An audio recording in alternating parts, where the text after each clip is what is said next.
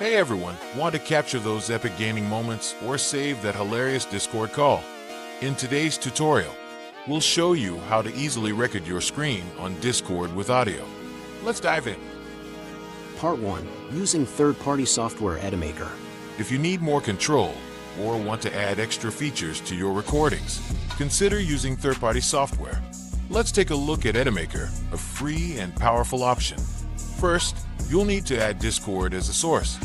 Then, configure your audio settings to capture both your microphone and the Discord audio. Finally, start recording. Part 2. Using Android to record on Discord. Open the Discord page that you want to record. Scroll down from the top of your Android to the display panel. Hit the record button, and your screen will start to record with audio. Part 3. Tips and tricks. Edit your recordings. Use Edimaker to trim, add music, and create intros/outros.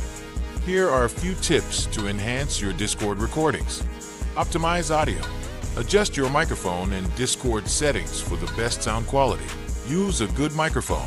Invest in a quality microphone for clear audio. Consider a capture card. For high-quality gameplay recordings, a capture card might be necessary. And that's it, you now know how to record your Discord screen with audio.